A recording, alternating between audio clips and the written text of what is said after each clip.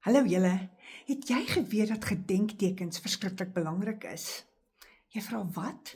Kom ek sê gou-gou vir jou, kom ons luister gou-gou na die verhaal van Joshua, wat die volk in die beloofde land ingelei het.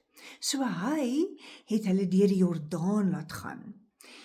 En toe hulle deur die Jordaan is, wat die Vader oopgemaak het, net soos die Rooi See, het die Vader vir hom gesê, toe hy aan die ander kant kom, kry 12 manne, een van elke stam, laat hulle elkeen 'n groot klip uit die Jordaan uitbring.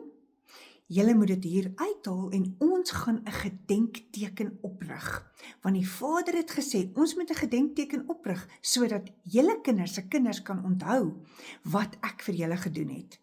Ek wil jou vandag vra, watter wonderwerke het die Vader al vir jou en jou gesin gedoen? En jy het lankal vergeet daarvan, omdat daar nie iets is waarna jy kon teruggaan om jou te herinner aan hierdie wonderlike God wat jy dien nie.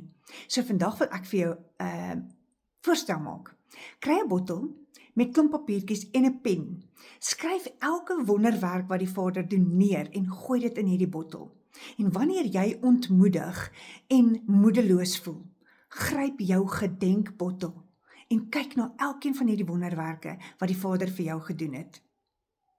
Hy is groot en hy is goed en hy kan nog steeds dieselfde wonderwerke doen. Tot volgende keer.